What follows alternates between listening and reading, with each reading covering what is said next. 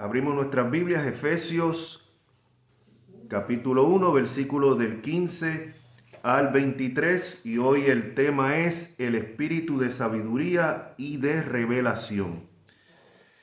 Comenzamos la semana pasada hablando, hace ya unas semanas atrás, vimos lo que son todas las bendiciones espirituales en los lugares celestiales en Cristo, ¿verdad? En el versículo 3. Y en esas bendiciones espirituales que a veces nosotros no apreciamos lo suficiente porque tenemos esa miopía espiritual que nos permite simplemente ver lo que tenemos cerca y no lo que tenemos lejos, ¿no?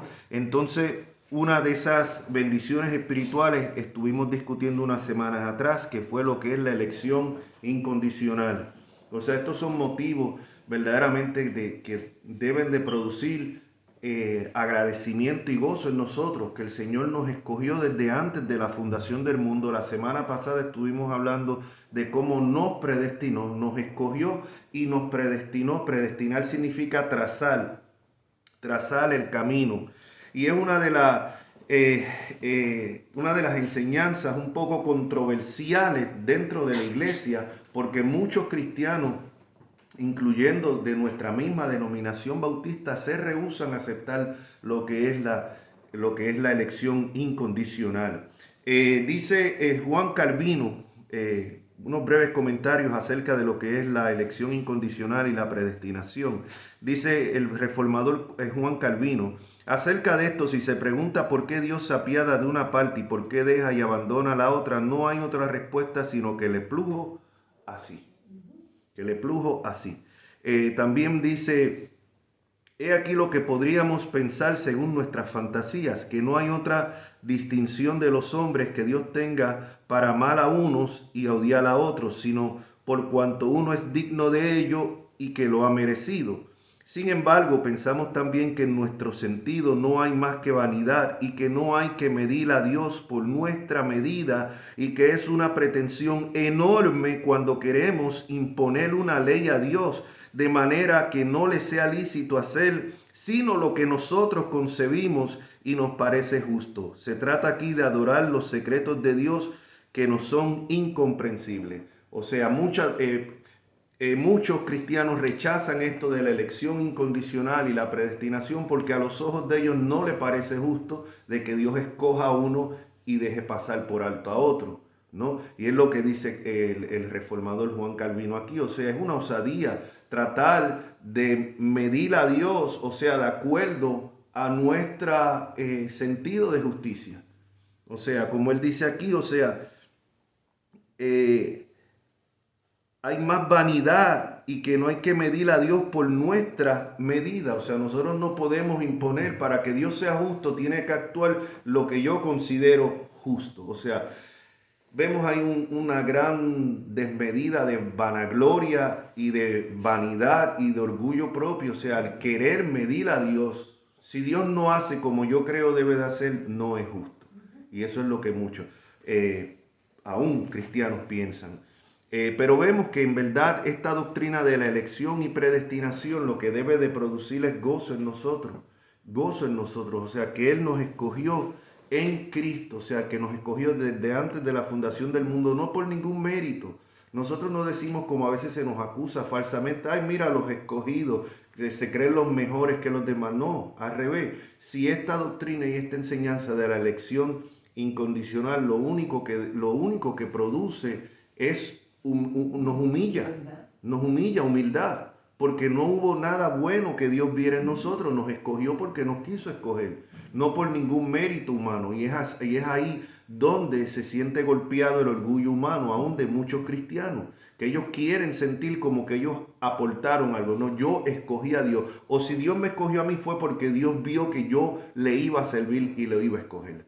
O sea, pero cuando creemos que Dios escoge soberanamente sin mérito alguno, o sea, eso humilla el orgullo humano, pero a la misma vez cuando entendemos esta enseñanza nos lleva a ser mucho, mucho más agradecido con Dios. En el versículo, vimos cómo él explica todo esto y finalmente termina en el versículo 14, dice que habiendo creído, en Él fuisteis sellados con el Espíritu Santo de la promesa. Versículo 13, que es las arras de nuestra herencia hasta la redención de la posesión adquirida para alabanza de su gloria. En ese contexto es que entonces comenzamos hoy el versículo 15, donde dice, por esta causa también yo, habiendo oído de vuestra fe en el Señor Jesús y de vuestro amor para con todos los santos. Y aquí vemos algo, que no se puede separar la fe en Cristo con el amor a otros creyentes. Miren bien como dice Pablo, por esta causa también yo, habiendo oído de que de vuestra fe en el Señor Jesucristo. Primeramente, la fe en el Señor Jesucristo, no en nosotros.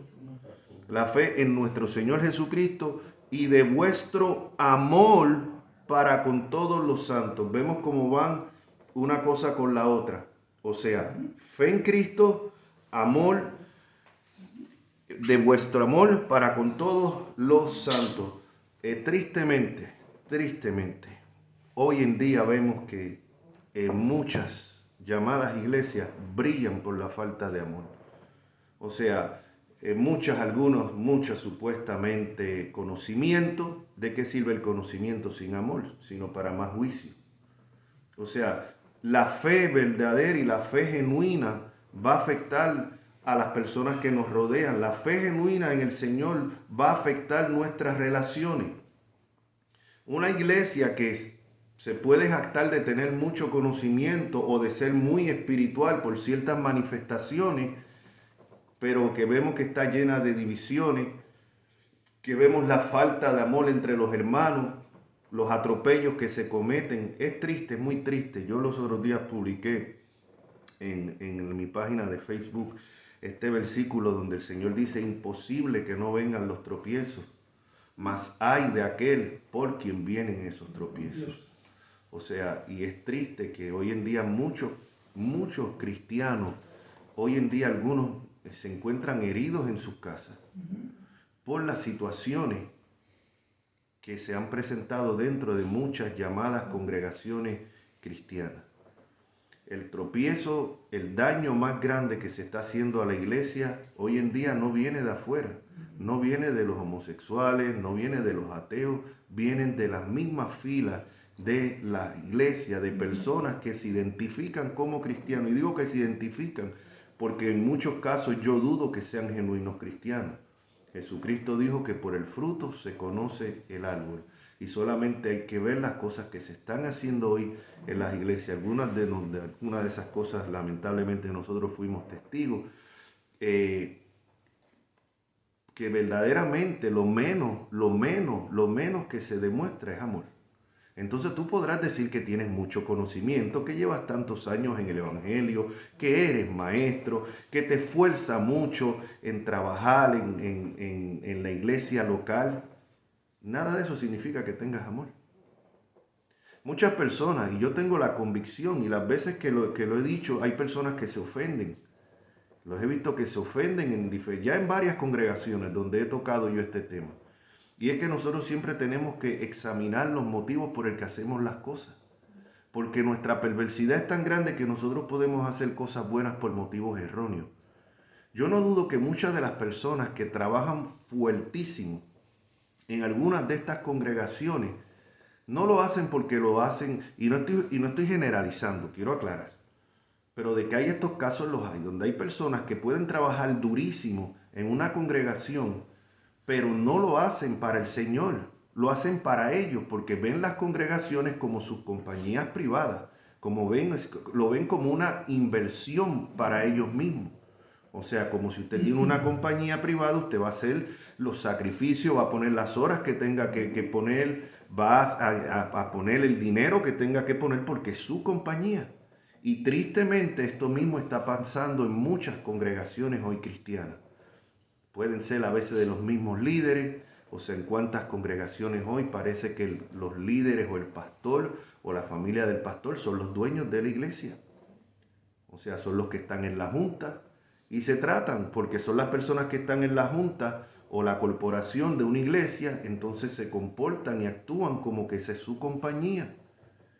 O sea, y esto demuestra y no importa el daño que hagan porque lo que están es buscando su beneficio. Entonces podemos tener mucho conocimiento. Por eso es que siempre yo decía, tenemos que examinar nuestros motivos. Hay personas que sí se esfuerzan para la obra del Señor, que trabajan duro porque aman al Señor y los hermanos. O sea, y este era el caso de estos hermanos aquí en Efesios. Pablo dice, habiendo oído de vuestra fe en el Señor Jesús y de vuestro amor para con todos los santos. O sea, una cosa no podemos decir, que tenemos una fe genuina si esa fe no se demuestra con el amor a nuestros hermanos. Una de las cosas que muchas de estas sectas, como los testigos de Jehová, logran traer tantas personas hacia sí, es porque muchas veces estas personas actúan de la manera que no actúan las iglesias cristianas. Estas personas van a la casa de las personas, les muestran, se ponen a disposición, les ayudan, están con ellos, están pendientes, están llamando a estas personas que están reclutando para su secta. Mientras muchas veces las iglesias llamadas cristianas, todo esto brilla por su ausencia. A veces hay personas pasando necesidad, nadie se entera, algunos lo saben y bueno, vamos a orar por su necesidad, pero no dicen de ayudarlo. En otros casos, vuelvo y le digo, sirven abiertamente de tropiezo.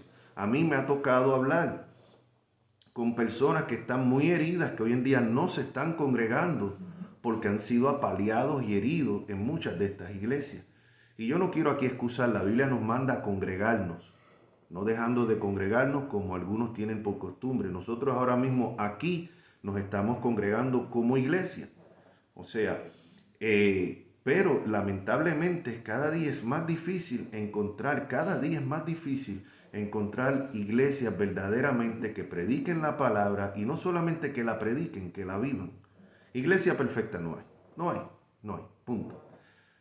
Pero eso no es excusa para dar rienda suelta a las cosas que estamos viendo hoy en día. O sea, así que aquí vemos que no se puede separar lo que es la fe con el amor con todos los santos. Y dice el apóstol, versículo 16, no ceso de dar gracias por vosotros, haciendo memoria de vosotros en mis oraciones. ¿Por qué no cesa Pablo de dar gracias? Primeramente, pensando en ello, porque por la fe de ellos, por el amor que estaban demostrando ellos, Pablo no cesaba de dar gracias porque él sabe que todo esto proviene de Dios.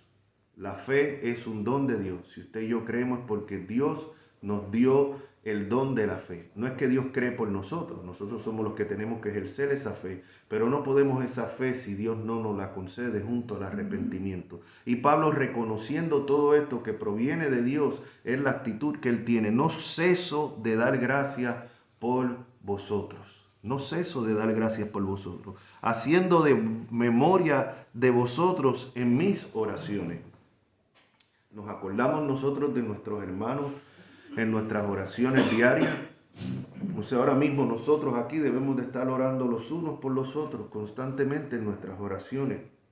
Acordarnos de cada uno. No solamente por el grupo de nosotros pequeños de la iglesia local, sino por nuestros hermanos en otras partes del mundo. Nos acordamos en oración por estos hermanos que están en Corea del Norte, los hermanos que están en la India, que están siendo perseguidos, los hermanos ahora mismo en el mismo Hispanoamérica, algunos pastores que están siendo secuestrados, o sea, hermanos que están allá en la jungla, en la selva, en Colombia, allá donde la guerrilla ha secuestrado y asesinado a algunos pastores, en los países musulmanes. O sea, nos acordamos nosotros de estos hermanos. También hay manera de ayudar a estos hermanos aparte de la oración. Hay ministerios como Puertas Abiertas, La Voz de los Mártires, en el que podemos enviar una ofrenda y ayudar a estos hermanos. O sea, estos ministerios se dedican a ayudar a muchas veces a sacar de prisión a estos hermanos. Se dedican a las necesidades médicas de estos hermanos. O sea, la cuestión es si los tenemos en memoria. Tenemos en memoria no solamente los hermanos de la iglesia local, sino nuestros hermanos a nivel de todo el mundo. O sea, debemos, como dice Pablo, no ceso de dar gracias por vosotros, haciendo memoria de vosotros en mis oraciones, para que el Dios de nuestro Señor Jesucristo, el Padre de gloria, os dé espíritu de sabiduría y de revelación en el conocimiento de Él. Y aquí está la oración. Una de las cosas que es triste ver hoy en día es el analfabetismo bíblico que hay dentro del llamado pueblo de Dios. El cristiano promedio es que no sabe dónde está parado. O sea, no tienen un conocimiento del Dios de la Biblia. En muchas iglesias cristianas tienen un Dios que ellos mismos se han inventado. Ahorita, hace un rato, estaba viendo yo ahí que estaban entrevistando un muchacho en la calle a un supuesto pastor, era americano, anglosajón, sí, un supuesto pastor al que le estaba preguntando si apoyaba el movimiento LGTB, el movimiento gay, y él dijo que sí. Y él le dice, ¿qué base usted tiene para apoyar eso? O sea, ¿qué escritura usted tiene para apoyar eso? Y él viene y dijo, no, bueno, el Señor dice que tenemos que amar al prójimo y a los enemigos. O sea, y entonces el hombre volvió y le preguntó al muchacho, ¿pero qué cita bíblica usted da para eso? O sea, ¿qué cita para apoyar? Porque una cosa, no se está hablando aquí de odiar el movimiento, a las personas del movimiento LGTB, aunque sí tenemos que odiar ese movimiento, no a las personas. No se trata de inculcar odio, pero lo que es pecado. Y le volvió y le preguntó, y el hombre cogió y le empezó a torcer un supuesto pastor. Le empezó a torcer el micrófono al muchacho. O sea, entonces estamos viendo un Dios que muchos cristianos se han inventado, un Dios que no le molesta, la santidad no es una prioridad, un Dios que no juzga, O sea, un Dios que es todo amor, nada de santidad, nada de juicio, nada de ira, nada de pecado, no se habla de pecado, o sea, un Dios inventado por ellos mismos. Cuando tú tienes cristianos que dicen que Dios ama a todo el mundo y tienes ahora mismo hasta supuestas iglesias que están casando personas del mismo sexo, ordenando personas al ministerio abiertamente homosexuales. Estas personas no tienen un conocimiento del Dios de la Biblia. Podrán identificarse como cristianas, pero no lo son. No lo son. Y es necesario que nosotros como cristianos estemos claros. O sea, nosotros no podemos dejarnos influir por el mundo. Al revés, estamos llamados para ser la sal de la tierra. O sea, y cuando habla de la sal se refiere en el sentido que se usaba en los tiempos bíblicos, para preservar. Para preservar, la comida se preservaba por medio de la sal. O sea, ¿cómo ustedes creen que todavía hasta el tiempo de los españoles, en la conquista de nuestros países hispanoamericanos, cuando ellos viajan de España, ¿cómo ustedes creen que traían esas carnes y todas esas cosas? Las preservaban con sal. Y cuando el Señor dice que tenemos que ser la sal de la tierra, es para nosotros, como se utilizaba la sal en ese tiempo para preservar. Sin embargo, tristemente, hoy gran parte de lo que se llama iglesia, lo que se ha dejado influir por el mundo. Son las mismas cosas que estamos viendo en el mundo, se están viendo en muchas llamadas iglesias. Y por eso hay que dejar claro, no todo lo que se identifica como iglesia es iglesia de Cristo. Igual que no todo el que se identifica como cristiano es un verdadero cristiano. O sea, nuevamente el Señor por su fruto se conoce el árbol. Entonces muchos de estos mismos malos ejemplos, muchas de estas personas que están heridas, que han sido heridas dentro de muchas de estas congregaciones cristianas, en muchos casos han sido por personas impías que se identifican como cristianos. O sea, cuando usted ve un charlatán de esto, un mercader del evangelio, pidiendo dinero, que dé lo que usted no tiene dinero. Oía yo un charlatán de esto ayer. No, chequéense los bolsillos, no tienen dinero. Ok, ahora es que se va a ejercer la fe. Ustedes den lo que no tengan, prometan lo que no tengan aquí en el altar de Dios. Mercaderes del evangelio, sinvergüenzas. La Biblia advierte de estos charlatanes y muchas de estas personas están haciendo mucho daño que están haciendo. Dentro de las mismas iglesias se está haciendo mucho daño. O sea, ahora mismo recientemente con lo que sucedió, yo sé, se me viene a la mente una familia completa que no se estaba congregando, ya por años, empiezan a congregarse. El Señor está obrando en estas personas y por la decisión de estas otras personas que tomaron la decisión que tomaron, esta familia ya no se está congregando. A Dios van a tener que dar cuenta. ¿Pensaron en ello? No. Y así se me vienen a la mente. Nosotros, gracias al Señor, estamos aquí congregándonos. Pero muchas de estas personas que viven en el área de Miami, que les queda muy lejos, algunos salieron automáticamente y no se están congregando. ¿Les importó a estas personas que dieron el golpe de Estado, que tomaron esa decisión, pensar en esto? No. ¿Qué es lo que vemos aquí? Falta de amor. Falta de amor a los santos, no falta de amor a ellos mismos. Y esto es triste, y esto se está viendo en congregación tras congregación tras congregación. Cuando yo recientemente hablaba con pastores hasta de otros países, de España, de Alemania, y me contaban lo mismo, golpes de Estado por aquí, golpes de Estado por allá. En otros casos son los mismos líderes o los mismos pastores los que apalean las ovejas, y ya algunos no se están congregando. Y tal vez hay personas que me están escuchando ahora mismo por las redes sociales, por el internet, que se identifican con esto. Por esto es que tenemos que poner puesto la vista en Cristo. Puesto la vista en Cristo, solamente. Y no darnos por vencidos. El verdadero creyente y la verdadera congregación cristiana se va a reconocer por el fruto. Una iglesia cristiana, una congregación cristiana, se debe de manifestar el amor. Y eso es lo que Pablo está diciendo aquí. No podemos separar la fe del amor hacia los demás. No se puede. Volviendo otra vez aquí a lo que veníamos diciendo, Pablo dice, vimos en el versículo 16 que dice que no cesa de dar gracias por vosotros. O sea, ¿por qué Pablo daba gracias? Porque él que reconocía que todo ese amor, que todo era fe, provenía de Dios. Provenía de Dios. Cuando un ser de nosotros por el que venimos orando se convierte, ¿a quién damos gracias? Al Señor. Señor, gracias. Gracias.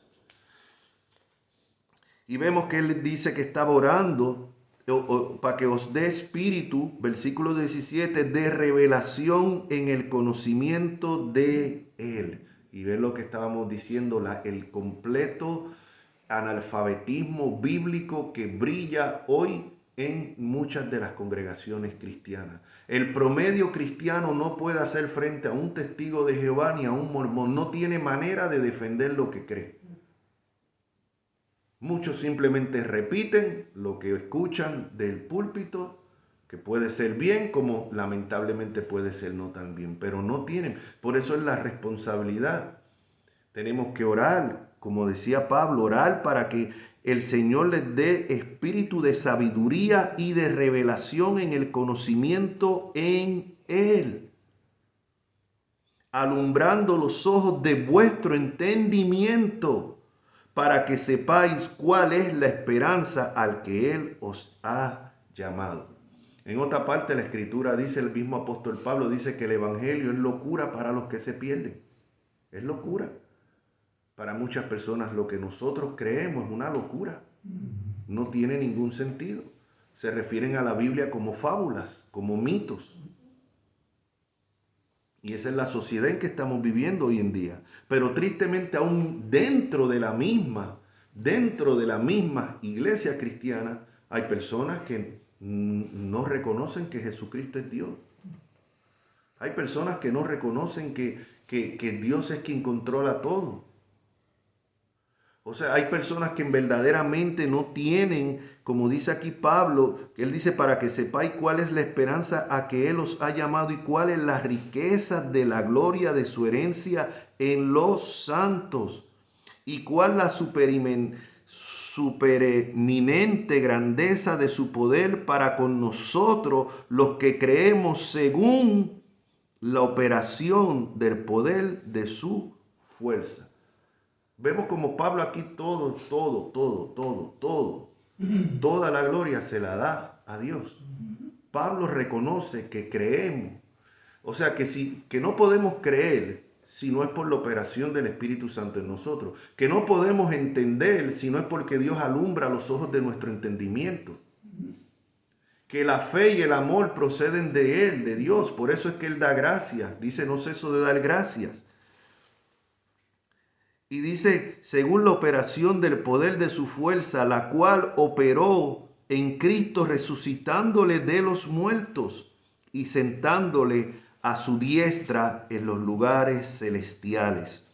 Sobre todo principado y autoridad y poder y señorío y sobre todo nombre que se nombra, no solo en este siglo, sino también en el venidero. Y sometió, oiga bien, no dice que Cristo se va a sentar. No dice que Cristo va a someter. No, está hablando en pasado. En pasado. Y sometió todas las cosas bajo sus pies y lo dio por cabeza sobre todas las cosas a la iglesia, la cual es su cuerpo, la plenitud de aquel que todo lo llena. Miren bien, mis hermanos. Cuando nuestros ojos son alumbrados, y es por lo que Pablo está orando, podemos entender lo que es nuestra herencia en gloria, podemos tener lo que es la vista en las cosas de arriba, especialmente cuando uno mira alrededor de uno mira esta inflación cada día peor, todo subiendo, problemas de salud, problemas familiares, problemas en la iglesia, problemas en los trabajos, problemas si no ponemos la vista en las cosas de arriba, es que no podemos. Y solamente podemos poner la vista en las cosas de arriba cuando el Señor alumbra nuestro entendimiento, y es por lo que Pablo está orando aquí. Miren, y otra cosa, sobre todo principado, dice, ese mismo poder que operó en la resurrección de Cristo es el poder que ha operado en todos los creyentes. Es el poder que nos resucitó, que nos regeneró, como vamos a ver la semana que viene, cuando estábamos muertos en delitos y pecados. Ese mismo poder sobrenatural que resucitó a Cristo de los muertos es el que opera en cada cristiano, en cada uno de nosotros. El mismo poder. El nuevo nacimiento, Jesucristo dijo, el que no naciere de nuevo no puede ver el reino de Dios. El nuevo nacimiento no es producto del ser humano. No es que mi trabajo es convencer a las personas y una vez que quedan convencidas se hacen cristianos. No. Mi trabajo es presentar la palabra de Dios y orar para que el Espíritu Santo obre. Y es un poder sobrenatural, el poder del Espíritu Santo que resucitó a Cristo de los muertos, es el que opera en las personas cuando nacen de nuevo y vienen al conocimiento de la fe en Jesucristo. Ese mismo poder es igual de sobrenatural. Ante los ojos de nosotros parece algo tal vez normal. Bueno, una persona se le habló la palabra, se convenció, creyó y ahora es parte de la iglesia. Esa es la parte que nosotros miramos. Pero ahí ocurre algo sobrenatural. Si la persona es un genuino creyente, hará esa persona escuchar la palabra, porque la fe viene por el oír y el oír por la palabra de Dios. El Espíritu regenera eso. Y es un milagro igual que cuando Jesucristo fue resucitado de entre los muertos. El mismo poder. El mismo poder. Ahora, y dice, volviendo al versículo 20, la cual operó en Cristo resucitando de los muertos y sentándole a su diestra en los lugares celestiales. Sobre todo principado,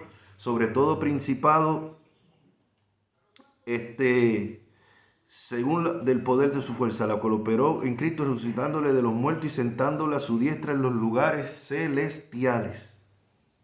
Sobre todo principado y autoridad y poder y señorío, sobre todo nombre que se nombra, no solo en este siglo, sino también en el venidero. ¿Qué es lo que estamos viendo aquí? Cristo está sentado a la diestra de Dios. Cristo está reinando ahora.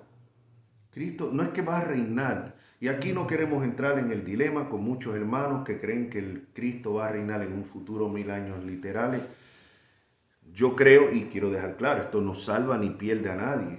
Creer en un milenio terrenal o que estamos viviendo el milenio ahora no salva ni pierde a nadie. O sea, es triste que a veces los cristianos se envuelven en estas discusiones. Toda enseñanza que se traiga debe de ser para la edificación y el crecimiento, para la edificación de la iglesia y para la gloria de Dios. Nosotros creemos lo que dice aquí la Escritura, que Cristo está reinando ahora, que Cristo está sentado a la diestra del Padre, que todo ha sido sometido bajo sus pies. Y alguien dirá, pero es que mirando el mundo no me parece que Cristo está reinando, porque es lo que dicen, mira cuántos crímenes, mira cuántas atrocidades, cuántas injusticias, ¿cómo es posible que Cristo esté reinando? Es lo que dicen algunos.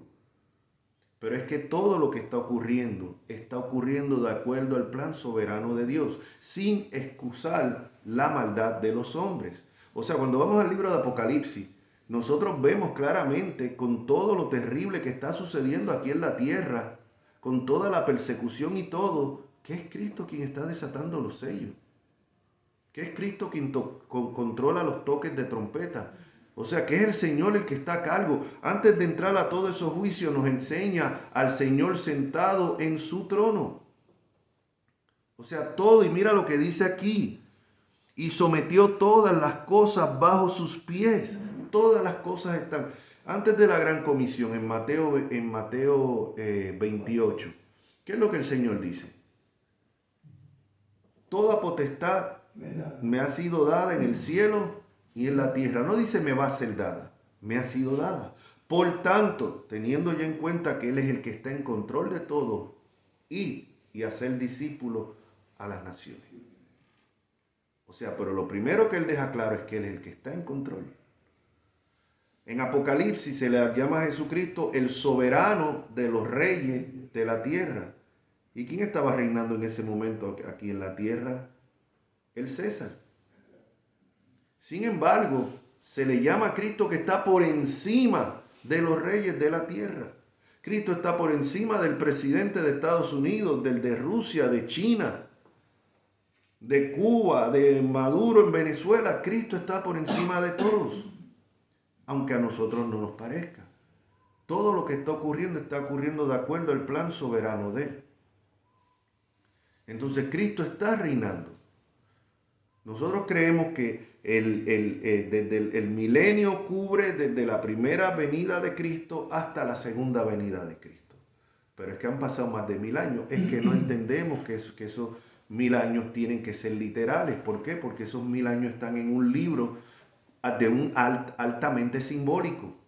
Altamente simbólico. No se trata de espiritualizar. Espiritualizar es agarrar un libro como el de Génesis, que es un libro histórico, una narración histórica, y decir que no, los días no fueron días literales, que si nos representan tal y tal cosa. Y la serpiente no fue una serpiente literal, sino que representa tal otra cosa. Eso es espiritualizar, porque estás agarrando una narración, un hecho histórico, y lo estás espiritualizando. Ahora, cuando vamos al libro de Apocalipsis, que es un libro altamente de un contenido simbólico, con números simbólicos, en una ocasión habla de los 7 espíritus de Dios. No es que Dios tiene 7 espíritus, sino que el número 7 simboliza la plenitud del Espíritu Santo.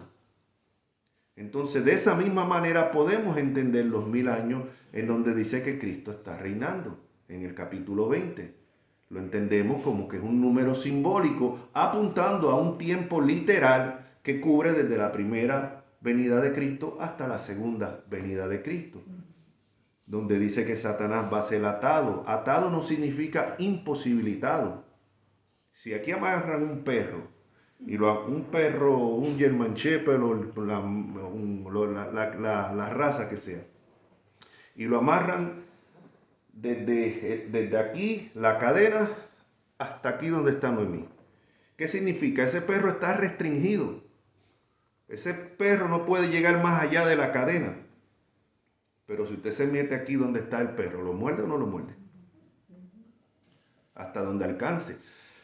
Está restringido, pero no está imposibilitado. Y es lo que pasa con Satanás. Satanás fue atado en la primera venida de Cristo. Jesucristo dijo que él no podía hacer lo que hacía si no había el hombre fuerte, había sido atado primero. Y eso es lo que entendemos cuando dice que Satanás es atado por 1000 años, o sea, no 1000 años literal y no es una cadena literal, sino que ha sido restringido. Restringido es a lo que se refiere. Ahora, ¿por qué estoy entrando? No quiero salirme del tema. ¿Por qué estoy tomando todo esto? Porque creemos que Cristo está reinando. Creemos que nuestro Señor está en control. Creemos que Él es soberano sobre todas las cosas. Por eso es que podemos acudir a Él en nuestros momentos de necesidad, de desespero, de tristeza, de dolor, aun cuando eso es ocasionado por nuestro propio pecado, por nuestra propia desobediencia, podemos ir ante el trono de la gracia, sabiendo que Él está en control de todas las cosas. Y es lo que dice aquí, sometió todas las cosas bajo sus pies. Todo está sometido bajo Cristo. No hay nada que esté por encima de Él. Nada. Y lo dio por cabeza sobre todas las cosas a la iglesia. La iglesia, la cual es su cuerpo, la plenitud de aquel que todo lo llena. Cristo es la cabeza, la iglesia, nosotros somos su cuerpo. Hay un solo cuerpo. Nada es mayor, nada está por encima de la iglesia de Cristo. Tristemente hay personas que todavía piensan que la nación étnica de Israel está a la par o en algunos casos por encima de la iglesia de Cristo. Yo he escuchado a cristianos decir, no, si tú no apoyas a Israel, cuidado porque te puede caer la maldición de aquellos que maldicen a Israel. Primeramente, no estar de acuerdo con todo lo que hace Israel étnico no es ser antisemita ni es maldecir a Israel. O sea, hay cosas que están ocurriendo y que nosotros como cristianos tenemos que informarnos mejor para orar debidamente. Yo escucho a veces cristianos decir, no, yo apoyo a Israel. Yo apoyo a Israel, orando por la paz de Jerusalén. Bueno, yo saqué un video que está aquí en el mismo YouTube donde explico a qué Jerusalén, el cristiano, por qué Jerusalén debe de estar orando. Por la Jerusalén celestial. La Jerusalén de la promesa. Eso está claramente en el libro de Gálatas. Y está el video ahí, los que quieran buscarlo, busquen aquí, si están suscritos, entren a la página de Ricky Frontan y van a ver un video ahí que dice... la paz de Jerusalén, por qué Jerusalén debemos orar. Ahí está explicado en detalle. Pero quiero que sepan, mis hermanos, que ahora mismo hay sobre 23,000 muertos en la zona de Gaza. Sobre 23,000 muertos, la mayoría civiles. Civiles, no estamos hablando de Hamas, no estamos hablando de terroristas, la mayoría civiles. Y de esos civiles, la mitad niños. Muertos. Una cosa es derecho a autodefenderse, otra cosa es licencia para matar a todo el mundo simplemente porque son de esa raza. Y eso es lo que está sucediendo. Y hay iglesia y hay pueblo de Cristo ahí en Gaza también. Entonces, como cristianos no podemos simplemente decir, no, porque Israel, el pueblo de Dios, puede hacer esto. No. No se puede y tenemos que tener eso bien claro. Hay un solo cuerpo, hay un solo pueblo de Dios. No hay dos cuerpos. No es la iglesia y la nación de Israel. No, es un solo cuerpo. Y para ser pueblo de Dios hay que estar en Cristo.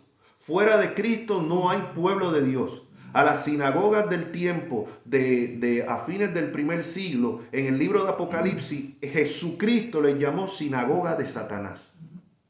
A los que se dicen ser judíos y no lo son, sino sinagoga de Satanás.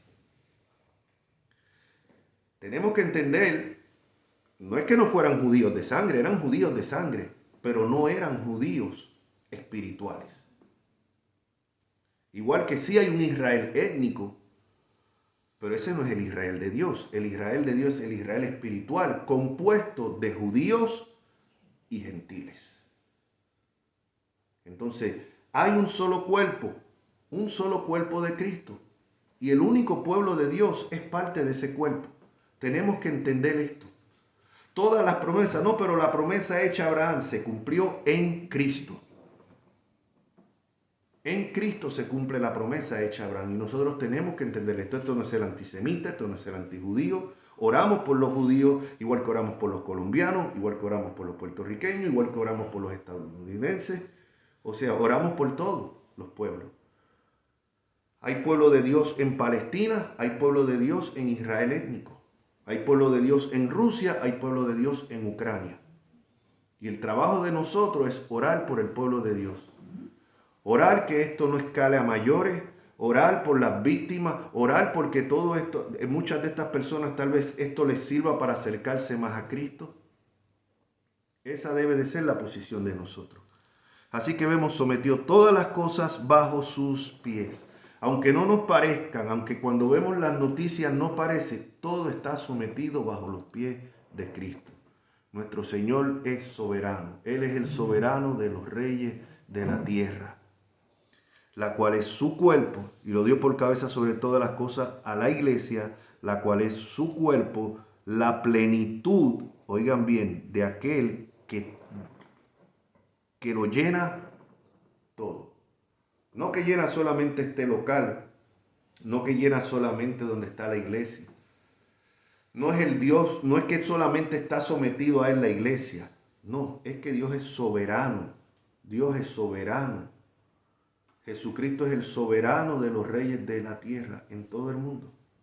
En todo el mundo. Y esa es la confianza que nosotros tenemos. Esa es la esperanza que nosotros tenemos. Y es por lo que tenemos que dar gracias, así como Pablo daba gracias. Tenemos nosotros que dar gracias, ser agradecido por todo esto, por todas estas bendiciones espirituales que comenzamos hace unas semanas atrás. Como en el versículo 3 dice, bendito sea el Dios y Padre de nuestro Señor Jesucristo, que nos bendijo con toda bendición espiritual en los lugares celestiales en Cristo. Y es importante, en Cristo. En Cristo. Leía yo el comentario de Calvino esta mañana o ayer. Como él dice, en Cristo significa que Dios nos ve por medio de Cristo. Porque es que no nos pudiera soportar si nos mirara a nosotros por nosotros mismos. No nos pudiera soportar. Pero si a veces uno mismo ni se soporta. O sea, yo nada más que tengo a veces que examinar mis pensamientos, que examinar mis acciones. Y uno dice, Dios mío, pero es que uno no cambia. Es que uno sigue cayendo y ora y dice, Señor, no quiero, ayúdame, no quiero pecar, no quiero hacer más esto. Y no termina uno de terminar de orar cuando está haciendo lo mismo. O sea, si Dios nos mirara a nosotros por lo que somos nosotros, es que no puede. Él solamente puede mirar lo que se asemeja a Él, lo que se asimila a Él. ¿Y quién es? Cristo. Entonces nos mira a nosotros por medio de Cristo. Y todas nuestras bendiciones son en Cristo. No es fuera de Él, no es por nuestros propios méritos, es en Cristo. En Cristo. Y ese es el Cristo que presentamos. Amén. Así que oramos. Amantísimo Dios eterno, gracias por tu palabra, Señor, que ha sido expuesta y predicada. Señor, tu semilla ha sido regada. Gracias por todas esas magníficas bendiciones espirituales en los lugares celestiales. Señor, ayúdanos a estar conscientes. Señor, ilumina cada día más, Señor, nuestro entendimiento, Señor, para que podamos obtener, Padre Santo, sabiduría y revelación, Padre Santo, para apreciar verdaderamente todas las cosas que tenemos en Cristo, Señor. En medio de la prueba, en medio de la situación que estemos pasando, poner nuestra vista en el Señor.